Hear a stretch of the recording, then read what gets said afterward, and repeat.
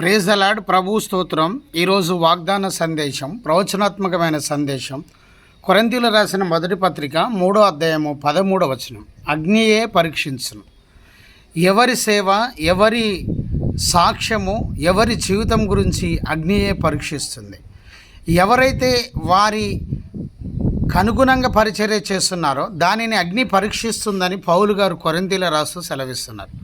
కొంతమంది బంగారముతో, కొయ్యకాళ్ళతో, కొంతమంది వెండితో పరిచర్య చేస్తూ ఉన్నారు. వారి జ్ఞానం చేత చేస్తున్నారు, కానీ దేవుని జ్ఞానం చేత పరిచర్య చేసేవారు తక్కువ. దానిని ఎవరు ఎంత పరిచర్య చేశారో అగ్నియే పరీక్షిస్తుంది. ప్రభువుకు స్తోత్రం. ఎందుకు అగ్ని పరీక్షిస్తుందంటే, దేవుని బిడ్డలారా, హెబ్రీ రాసిన పత్రిక 12వ అధ్యాయం 27-28 వచనం చూస్తే, యేసుక్రీస్తు ప్రభు దహించే అగ్ని. ఆయన దహించే అగ్నిగా వచ్చినప్పుడు ఎవరైతే పరిచర్య చేస్తారో వారిని దహించి వేస్తారు. వారి జీవితంలో ఆ అగ్ని, దహించే అగ్ని అయిన దేవుడు వారిని దహించి వేస్తాడు. వారి క్రియల చొప్పున ప్రతిఫలం కలుగుతుంది.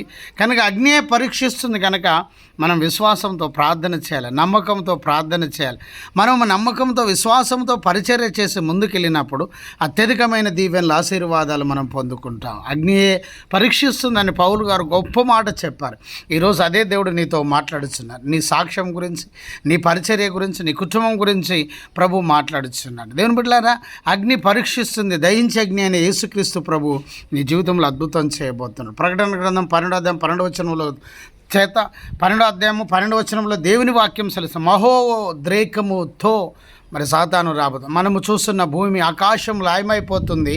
అందుకొరగా రెండో రాకడలో శాశ్వతమైన రాజ్యం, పరలోక రాజ్యం ఎత్తబడే గుంపులో మనం ఉంటాం కనుక అగ్ని చేత కాల్చి పడేయకుండా దేవుడు మనం రక్షించుటకి లోకానికి వచ్చినాడు, మన కొరకు తన ప్రాణం పెట్టినాడు.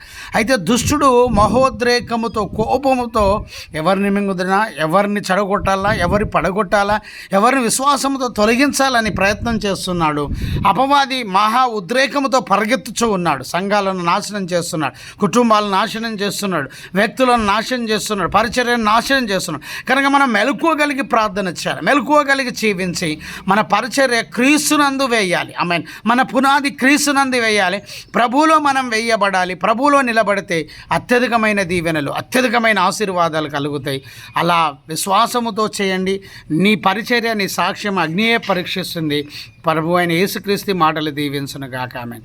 జయమనే మా యూట్యూబ్ ఛానల్ సబ్స్క్రైబ్ చేయండి, లైక్ చేయండి, షేర్ చేయండి, అనేకులకు తెలియజేయండి. మీ ప్రార్థన అవసరాలు మాకు కాల్ చేయండి. మా సెల్ నెంబర్ 9948930321. దేవుని బిడ్డలారా, ప్రతి నెల 3వ మంగళవారం ధర్మారం, వరంగల్, తెలంగాణలో పాస్టర్స్ కాన్ఫరెన్స్ ఉద్యోగ మహాసభ ఏర్పాటు చేస్తున్నాం. రండి, దైవాశీర్వాదాలు పొందుకోండి. ఈ సభకు వచ్చే పాస్టర్లకు $200 ఛార్జెస్, భోజనాలు ఏర్పాటు చేస్తున్నాం. భారభరితమైన ఈ పరిచర్యను ప్రేమించి ప్రోత్సహించి సహాయ సహకారాలు అందించండి. ఈ నెల 15వ తారీఖు మంగళవారం ఉదయం 10:30 పాస్టర్స్ కాన్ఫరెన్స్ ఉద్యోగ సభ ఉన్నది. మా ఫోన్పే, గూగుల్ పే నెంబర్ 9948930321. జయమనే మా యూట్యూబ్ ఛానల్ సబ్స్క్రైబ్ చేయండి, లైక్ చేయండి, షేర్ చేయండి, అనేకులకు తెలియచేయండి.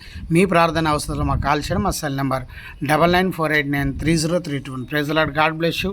ప్రభువైన యేసుక్రీస్తు మీ కుటుంబాల మళ్ళీ దీవించును గాక. ఆమేన్. Praise the lord.